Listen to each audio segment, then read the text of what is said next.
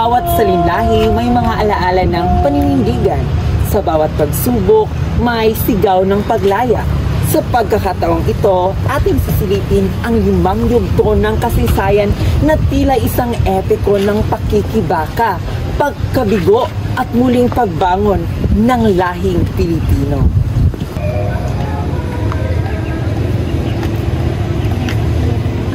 Bago pa man marinig ang yabag ng mga galyo ng mga Kastila, ang kapuluan ng Pilipinas ay mayroon ng mga matatag na kabihasnan. Ang ating mga ninuno ay may sariling pamahalaan na ang tawag ay barangay, na pinamumunuan ng dato at may mga batas na sinusunod gaya ng Batas ni Calintiao. Namumuhay ang mga tao sa ilalim ng pagkakaisa at paggalang sa mga kalikasan. May paniniwalang espiritual, may panitikang pasalita tulad ng ipiko, bugtong at alamat. At may kasanayang pandagat, isang sibilisasyon na pinanday ng kalayaan at karunungan bago pa man ito mapailalim sa banyagang kapangyarihan. Noong 1521, dumaong sa ating baybayin si Ferdinand Magellan, tanda ng pagsisimula ng mahigit 3 siglong kolonisasyon ng Espanya. Sa ngalan ng krus at korona, ginamit ang pananampalataya upang mapasunod at mapasailalim ang sambayanan.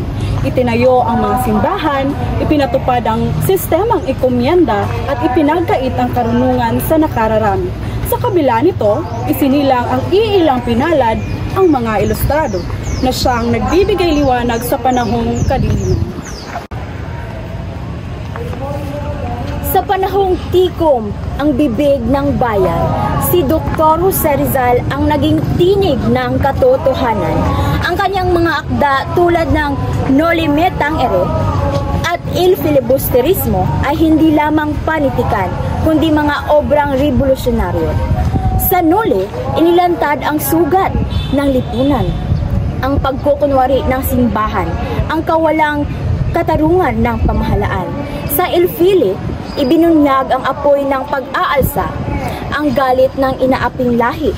Sa kanyang panulat, ginising ni Rizal ang diwa at sambayanan at pinukaw ang simula ng pagkakabuo ng isang kilusang makabayan. Nang muling lamunin ng digmaan ang daigdig, nilusob ng mga sundalong Hapones ang Pilipinas. Isinara ang mga paaralan, ipinasara ang kalayaan, at ginamit ang takot bilang sandata. Ang mga Pilipino ay dumanas ng walang kapantay na hirap, gutom, pang-aabuso at kamatayan. Ngunit sa likod ng bawat pagluha ay may tumatapang na puso. Sumibol ang mga gerilya, ang ordinaryong tao na naging mandirigma, handang isakripisyo ang buhay alang-alang sa kalayaan ng bayan.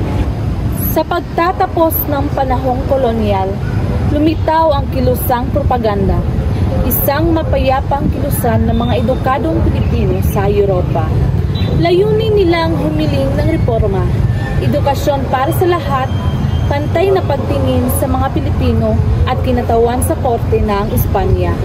Ngunit sa bawat liham na ipinadala, sa bawat akdang isinulat, pananahimik ang naging tugon.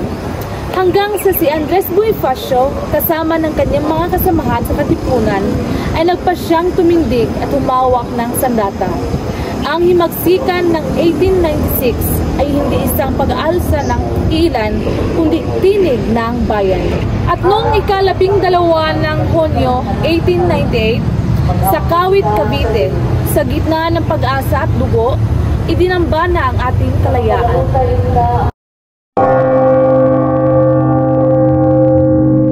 Ang kasaysayan ay hindi lamang kwento ng kahapon. Ito'y apoy na dapat pag-alabin ngayon. Ang bawat Pilipino ay tagapagmana ng lakas ni Bonifacio, ng dunong ni Rizal, ng diwang palaban ng ating lahi. Sa bawat tinig na bumibigkas ng katotohanan, sa bawat pusong hindi sumusuko, at sa bawat kamay na nagtutulungan, naroon ang diwa ng isang bayang hindi kailanman yumuko. At kung muling dumating ang dilim, tayo'y sisindihan ng alaala. Kung tayo'y madapa, ang ating kasaysayan ang siya mismong mag-aakay sa atin, pauwi sa dangal, sa tapang, sa kalayaan. Sa dulo, iisa lamang ang panawagan, maging liwanag sa dilim, dahil ang kasaysayan ng Pilipinas ay kasaysayan nating lahat.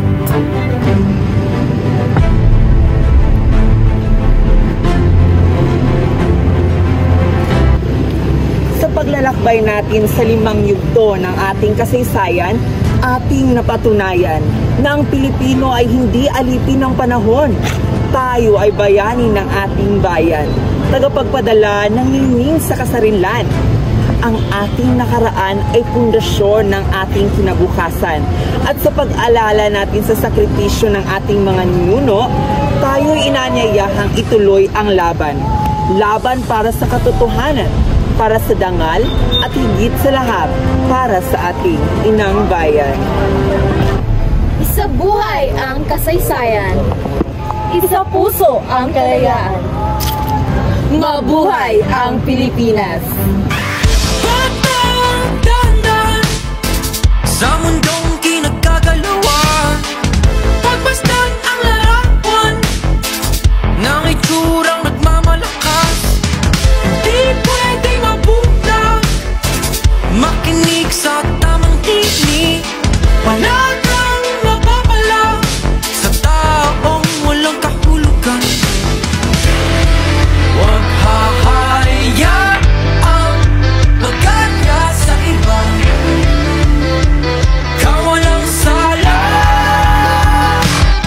Halika nang tuklasin ang mundo puno ng isipanin. Halika na, tuklasin ang mundo puno ng isipanin. Pagka nabano ka, tukuan, luhaan, nasaktan, sugat, tanang kamay, di alam ang gagawin. Pwede bang magpalaya ka ng mga takot sa iyong isip na dinidikit ng kamatayan? Oh, di ka nag-isa. Huwag hahayaan magkanya sa iba. Ikaw walang sala. Halika na, tuklasin ang mundo puno ng isipanin. Halika na, tuklasin ang mundo puno ng isipanin. Halika na, tuklasin ang mundo puno ng isipanin. Halika na, tuklasin ang mundo puno ng isipanin. Patang-dandan sa mundong kinagkagalawan, pagmasdan ang larawan ng itsurang nagmamalakas. Di pwedeng mabuta, makinig sa tamang tinig, panagang mapapala sa taong walang kahulugan. Huwag hahayaan magkanya sa iba. Ikaw walang sala. Halika na, tuklasin ang mundo puno ng isipanin. Halika na, tuklasin ang mundo